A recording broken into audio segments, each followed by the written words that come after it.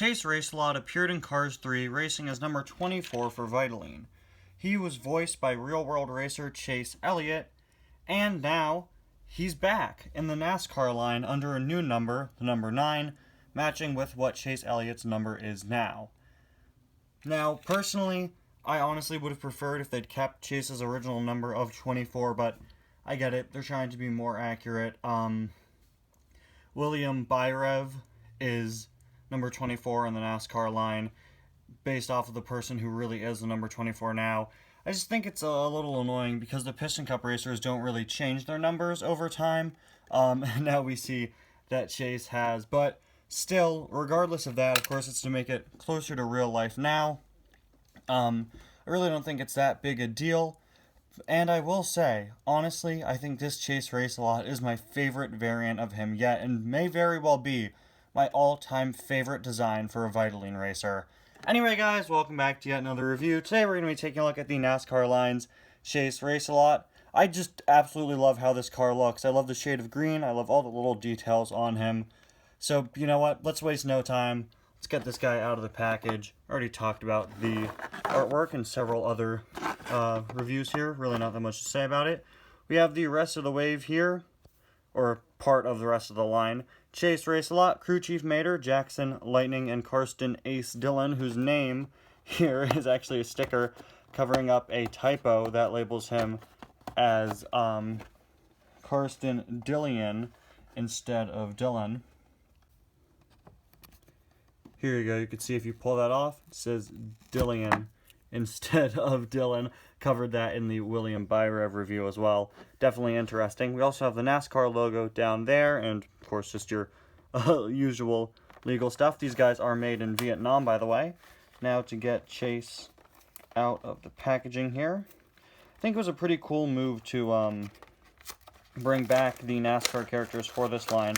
We get next-gen variants all the time, and usually I'm not the biggest fan of a lot of the next-gen variants we get, but these I am a really, really big fan of. I think it was so cool bringing these guys back. Look at that! That looks awesome. The expression is a bit off. I'd say the eyes are a bit too big and a bit too close together, but okay, this looks incredible. This guy is so cool. So here is the pit stop barrier included with Vitoline number 9.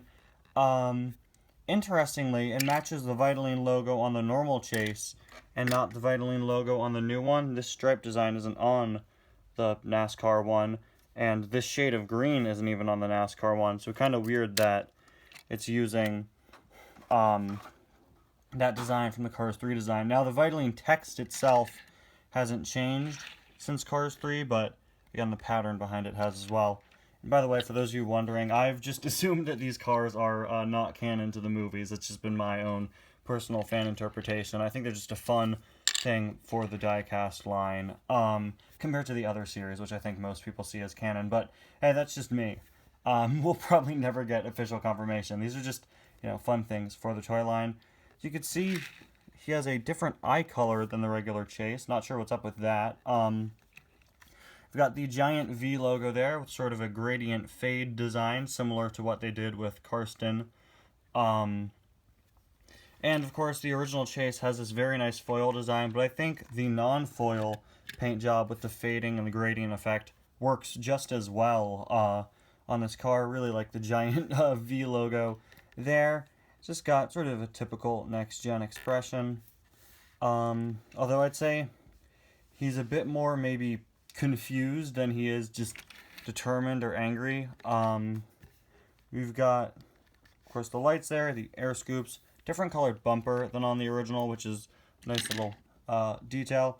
Moving on to the side, his secondary sponsors are weirdly thick. Like, I don't know, I don't think they look too good. Yeah, really weird what happened with them. I wonder why they decided to write them in black instead of in white. We got the Piston Cup, Combustor, Carbon Cyber, and Synergy there.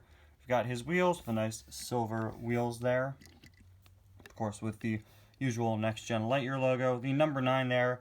An absolutely massive number 9 up here. I like how he's just kind of... He's very similar to the normal Chase, but the changes that they made I really like, aside from how huge that number 9 is. As you can see, the 24 was in the white part on the original chase.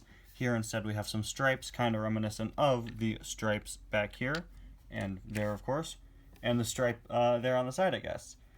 And speaking of these stripes, it seems that they are on chase, just at the way bottom here by the arrow and the exhaust.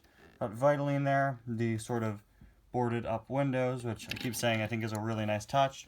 Got Vitoline for older active cars. And on the back, we once again have the Vitoline logo, but in green this time and cut off by his backlights. Number 9, Vitoline again.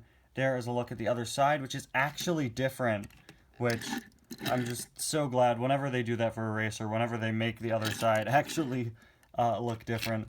It's always really nice. And the other side on the regular chase is different than this side as well, so still very similar. And there is a look at the base. Anyway, guys, thank you all so much for watching. Like I said, I think this chase is absolutely awesome. Honestly, I think I kind of prefer him to the normal chase. And a lot of the reason why I prefer him is just that subtle change in the shade of green. It's really not that big a difference, but I don't know, I just really prefer the green used on the new one. Anyway, guys, thank you all so much for watching, and I'll see you guys next time. Bye now.